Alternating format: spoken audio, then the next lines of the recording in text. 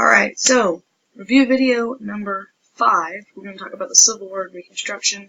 I will not be going over the last 2 slides from this PowerPoint. The last slide on transportation. There are 2 questions on transportation systems and how they work together to provide jobs and boost the economy. But I already have a very short, efficient, and in-depth video on transportation systems under review videos on eClass, so check that out. Okay, so the Civil War. A civil war is when you have people from the same country fighting against each other. In the United States, the American Civil War was fought over slavery and states' rights. The institution of slavery was a system where millions of people were forced to do hard labor for no pay.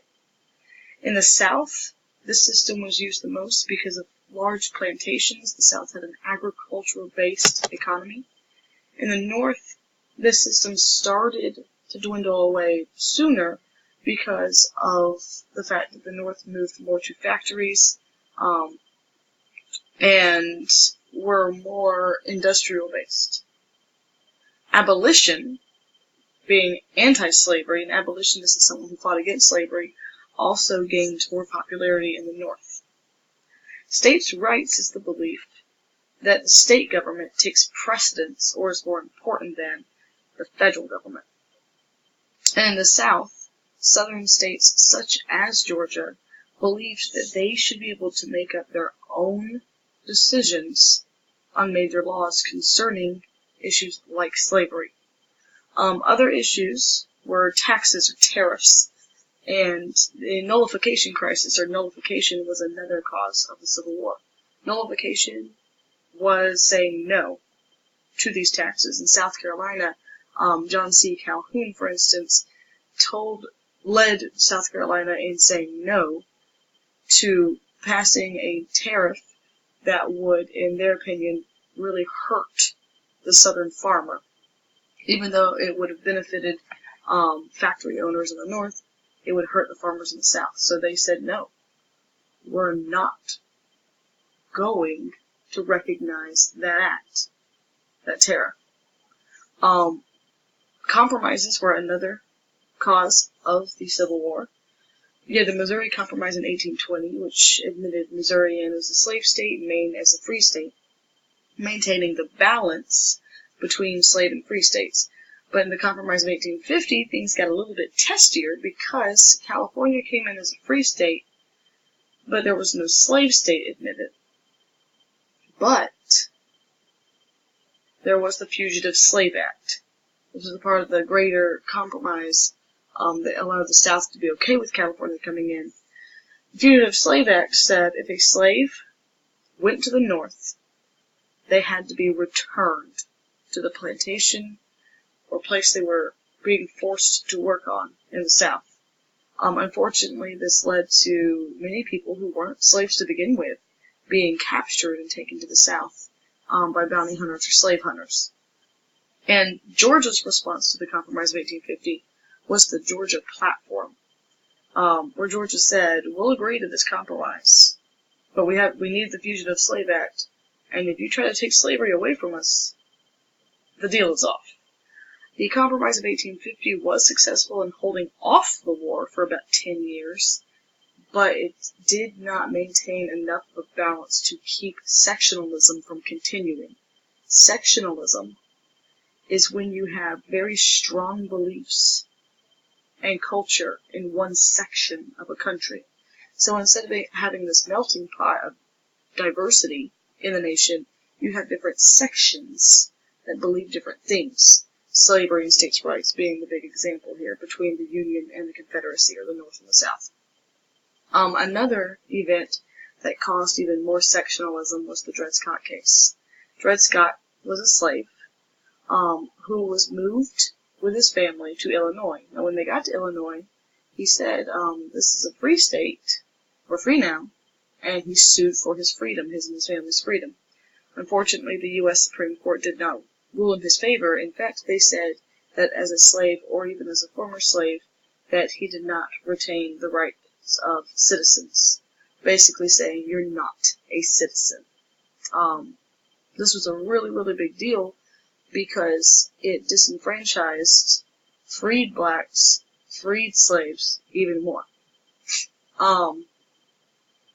Abraham Lincoln's election of 1860 was another cause of the Civil War. In 1860, the election was interesting because it was the first time that you had a candidate win from votes from just one section of the country. If you look at the map on the slide, you can see that Lincoln's votes, yes, he had California and Oregon, but the rest was just the North, the Union.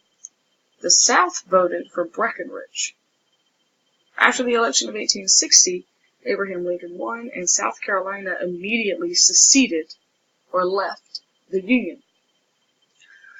In Georgia, after that, there was a debate over secession.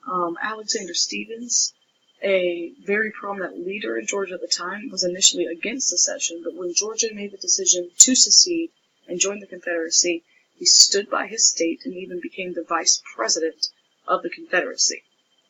President of the Confederacy was Jefferson Davis, and Lincoln led the Union, and then a war began.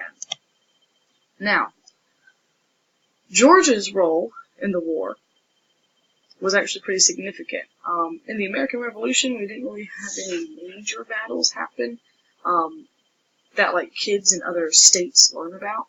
But kids all over America learn about the things that happened in Georgia because of William T. Sherman. But first, we have the Union blockade, also known as the Anaconda Plan. An anaconda is a great snake that can squeeze the life out of you. So the whole point was to squeeze the life out of the South. And if you look at the political cartoon that says Scott's Great Snake, you can see it was surrounding the South. The whole point was to block resources from coming in from Southern allies, other countries that want to help the Confederacy, and to keep them from being able to send more resources to other places in the South. The Emancipation Proclamation, another prominent event of this wartime era, was a document that granted freedom to Southern or Confederate slaves. It was Lincoln's way of saying, if you guys aren't going to play ball, if you're not going to remain a part of this union, the slaves in Confederate states will be freed. There were a few border states that had slaves, and the slaves were not freed there because they remained a part of the Union. Any other slaves found in the North were not freed. This was just impacting the slaves in the South. This was a threat that Lincoln issued to the South. Now, as far as battles go, in Northwest Georgia, the second bloodiest battle of the entire war was the Battle of Chickamauga, which is the painting right in the middle of our screen. Chickamauga was fought in Northwest Georgia near Chattanooga. And it was a pretty decisive Confederate victory. Chattanooga and Atlanta both were railroad hubs. They were very important cities to control. So obviously the areas surrounding them needed to be maintained by both armies. So both armies basically wanted, what I'm saying is, to maintain those areas so they could have control of the railroads there. After the Battle of Chickamauga, there was Sherman's Atlanta campaign and the March to the Sea. The Atlanta campaign was when Sherman marched towards Atlanta to gain control of the city, once again, like I said, because it was of major importance for the South for railroads, but also because it did have some factories that were providing goods and services to the soldiers.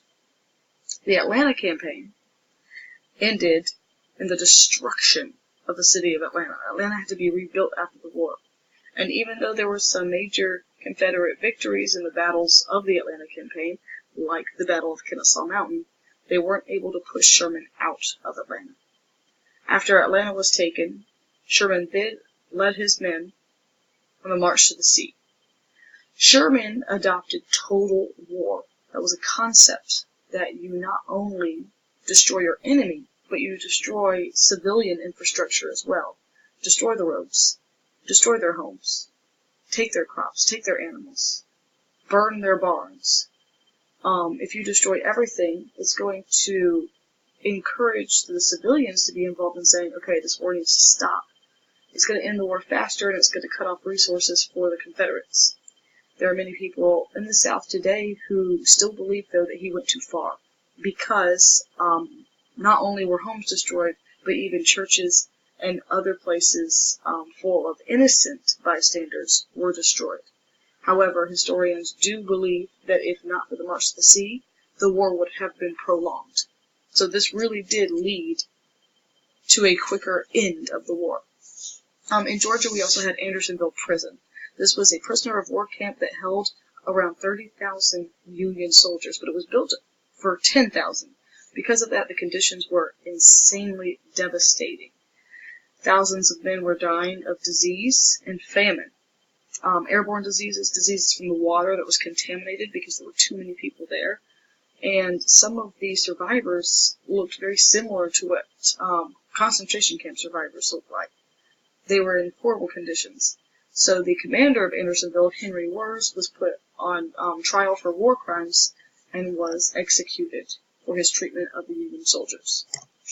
Okay. During Reconstruction, we had 30 amendments passed.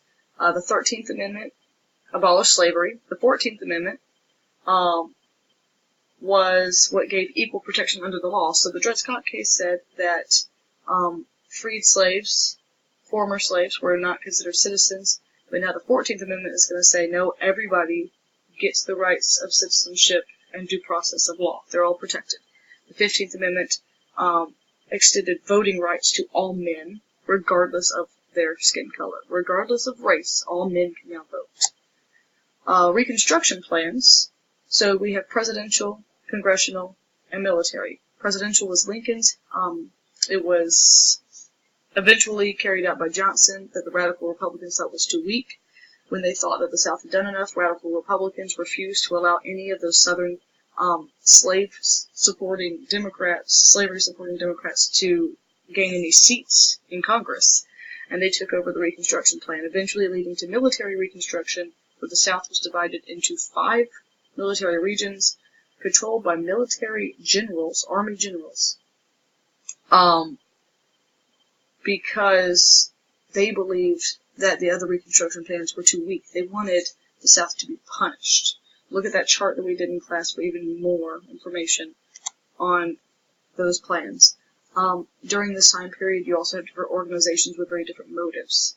The Freedmen's Bureau was a great organization that was designed to provide food, clothing, shelter, and even education through freedmen's schools to freed slaves and even some poor whites.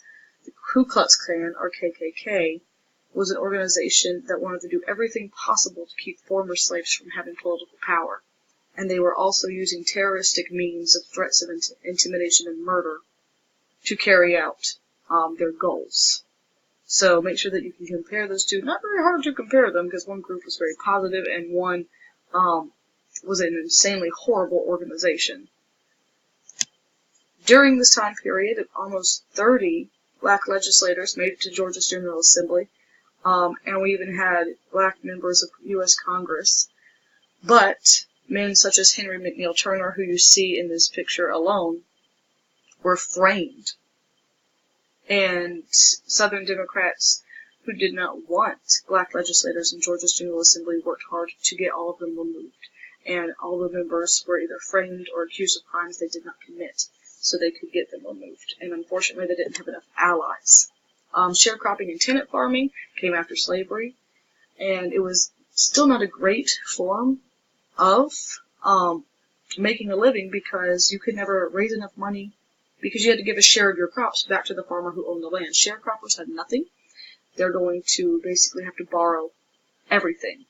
And then tenant farmers, like a tenant who owns an apartment, brought their own supplies. If you rent an apartment, you bring your own furniture. A tenant farmer brings their own supplies, brings their own animals. But both forms of farming, of agriculture, did not provide great opportunities for former slaves or poor whites to be able to rise up and eventually own their own land because they had to give so much of their crops back to the farmer who owned the land. And like I said, transportation is going to be on the other video, transportation systems. If you have any questions, guys, please, please, please ask me, and good luck. You guys are going to do great. Now I can't figure out how to stop the video. Here we go.